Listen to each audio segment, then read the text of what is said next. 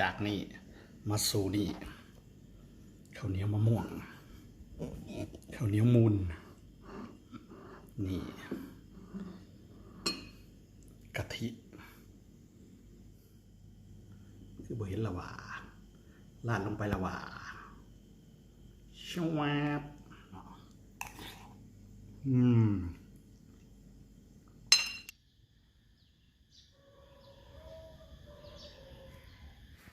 มะม่วงจักรภาพ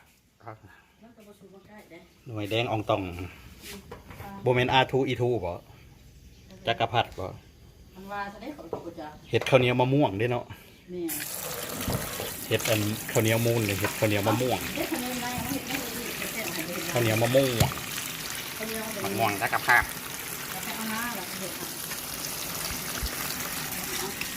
R2 E2 เลยมันจะกลมๆเลยเนาะเห็นบ่แต่ว่าสีมันแบบสีแต่มันฮะอันนี้มะม่วงจักรพรรดิเอ็มเพลอร์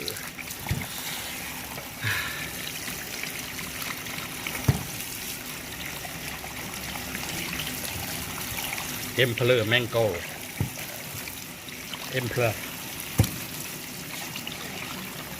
ด่างเอาใจทั้งหมด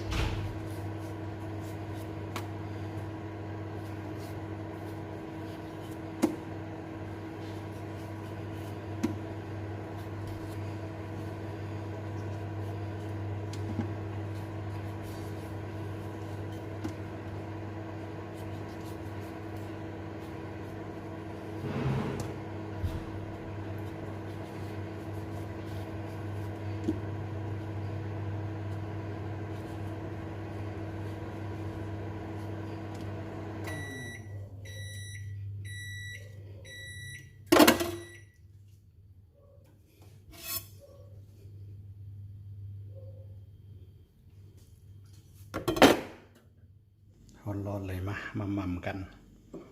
ข้าวเหนียวมะม่วงเห็ดเองสิแตกเองนักเลี้ยงพอ นี่กะทิข้นๆกับข้าวเหนียวมะม่วงเฮาคือบ่เห็นละว่าลาดลงไปละว่าชวาบ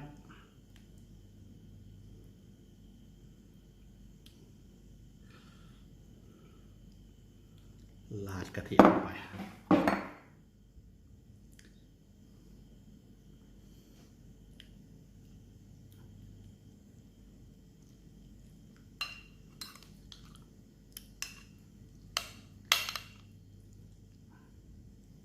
พอตอนกินเลยมัน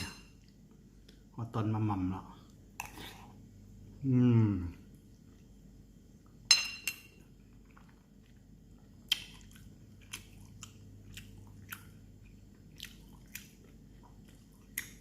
ข้าวเหนียวมะม่วง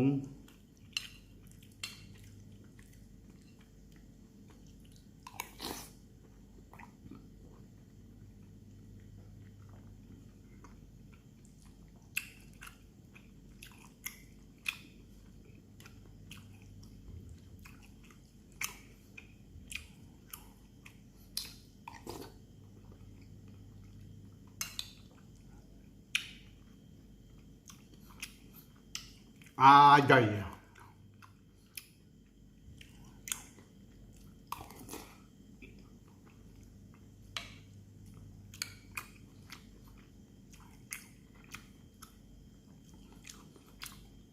สิฉันอ้วนเพราะฉันหยุดกินบ่ได้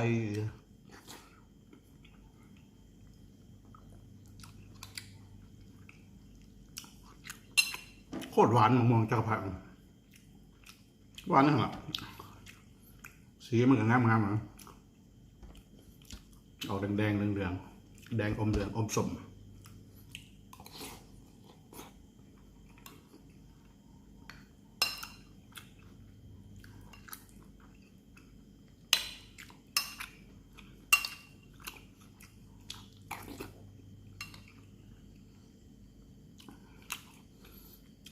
บำรุงเบาหวานดีนักแล